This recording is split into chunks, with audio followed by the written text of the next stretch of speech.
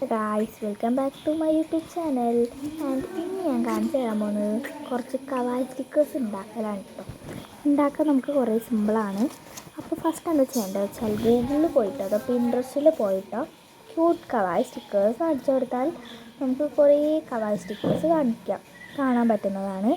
അപ്പോൾ അതിന് നിങ്ങൾക്ക് ഏതാണോ വേണ്ടത് അത് ചൂസ് ചെയ്യാവുന്നതാണ്.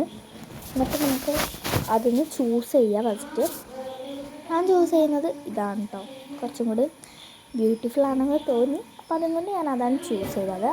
ഇനി നമ്മൾ അതൊക്കെ ഒന്ന് നമ്മുടെ ബുക്കിലേക്ക് ഒന്ന് വരച്ചു കൊടുക്കാം. എന്നിട്ട് നമുക്കത് കളറും കൊടുക്കാവുന്നതാണ്. എന്നിട്ട് അത് നമുക്ക് കട്ട് ചെയ്യണം. കട്ട് ചെയ്യുമ്പോൾ നിങ്ങളൊന്ന് ശ്രദ്ധിക്കണം, അത് കറുപ്പ് വരയും കൊണ്ട് തന്നെ ആവരുത് വെട്ടണത്. അത് കുറച്ചുകൂടി വെള്ളം ഒന്ന് ഗ്യാപ്പ് വിട്ടിട്ട് സ്പേസ് വിട്ടിട്ട് വേണം അതൊന്ന് വെട്ടാൻ വേണ്ടി. വെള്ള കാണണം, അപ്പോൾ നമുക്ക് ആ ഒരു ഫിനിഷിങ് കിട്ടുള്ളൂ. ഇനി പിന്നെ എന്താ ചെയ്യേണ്ടത് വെച്ചാൽ നമ്മുടെ സാധാ സെല്ലോ ടാപ്പ് അതിൻ്റെ മേലെ ഒന്ന് ഒട്ടിച്ച് കൊടുക്കാം. എന്നിട്ട് നമുക്കത് വേണ്ട ഒരു വിധത്തിൽ വെട്ടി കൊടുക്കണം. നമുക്ക് ആ സെല്ലോ ടാപ്പ് ഒന്ന് കാണണം കേട്ടോ, എന്നാലേ നമുക്ക് ഒട്ടുള്ളൂ. പിന്നെ നമ്മുടെ ഈ കവായി സ്റ്റിക്കേഴ്സൊക്കെ ഒട്ടിക്കാൻ വേണ്ടിയിട്ട് ഒരു പേപ്പർ വേണ്ടേ.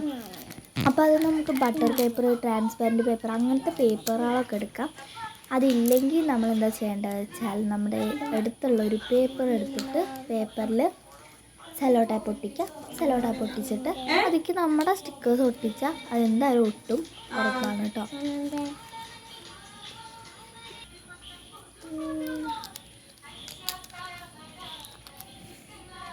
അങ്ങനെ എല്ലാ സ്റ്റിക്കേഴ്സും ഒട്ടിച്ച് കഴിഞ്ഞിട്ടുണ്ട്. ഇനി നിങ്ങൾക്ക് ഇഷ്ടപ്പെട്ടിട്ടുണ്ടോ? എനിക്കെന്തായാലും നല്ല ഇഷ്ടപ്പെട്ടിട്ടുണ്ട്. പിന്നെ ഇനി നമുക്കിതൊക്കെ ഒന്ന് വർക്കാണോ എന്ന് നോക്കണ്ടേ.